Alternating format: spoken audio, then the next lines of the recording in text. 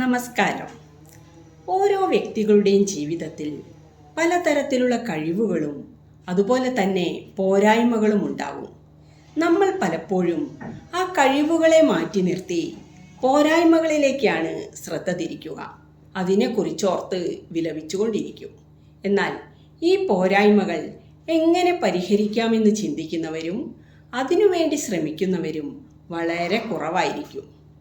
ഒരിക്കൽ ഒരു രാജ്യം ഭരിച്ചിരുന്ന രാജാവിന് ഒരു കണ്ണും ഒരു കാലും മാത്രമേ ഉണ്ടായിരുന്നുള്ളൂ. എങ്കിലും അദ്ദേഹം വളരെ നീതിമാനും ദയയുള്ളവനുമായിരുന്നു.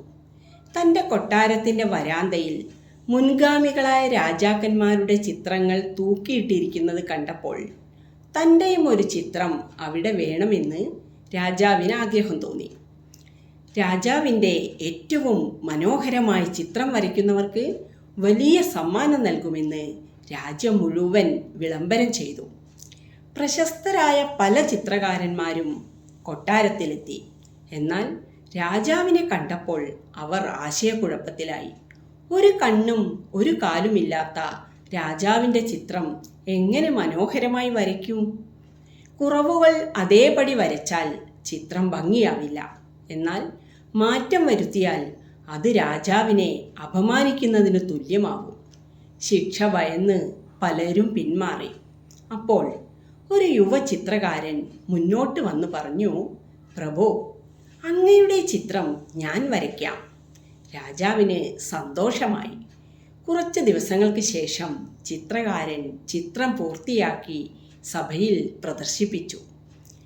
ചിത്രം കണ്ട എല്ലാവരും അത്ഭുതപ്പെട്ടുപോയി. രാജാവിനും അത് വളരെയധികം ഇഷ്ടപ്പെട്ടു. രാജാവ് ഒരു വേട്ടക്കാരനായിട്ടാണ് ചിത്രത്തിലുള്ളത്.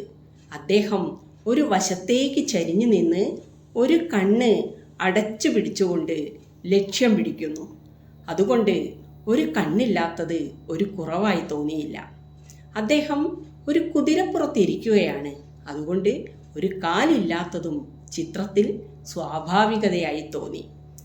പ്രിയമുള്ളവരെ, നമ്മുടെ ജീവിതത്തിലും മറ്റുള്ളവരിലുമുള്ള പോരായ്മ കണ്ടെത്തുന്നതിന് പകരം ആ പോരായ്മകളെ എങ്ങനെ ക്രിയാത്മകമാക്കി മാറ്റാം എന്ന് നമുക്ക് ചിന്തിക്കാം.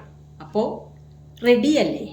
നമുക്ക് നമ്മുടെയും മറ്റുള്ളവരുടെയും പോരായ്മകൾ ക്രിയാത്മകമാക്കി മാറ്റി മനോഹരമായ നമ്മുടെ ജീവിത ചിത്രം വരയ്ക്കാൻ ശ്രമിക്കാം. അപ്പോൾ എൻ്റെ വീഡിയോ ഇഷ്ടപ്പെട്ടാൽ ലൈക്ക് ചെയ്യാനും കമൻറ്റ് ചെയ്യാനും മറക്കല്ലേ. ആദ്യമായി വീഡിയോ കാണുന്നവർ സബ്സ്ക്രൈബ് ചെയ്യണേ. താങ്ക്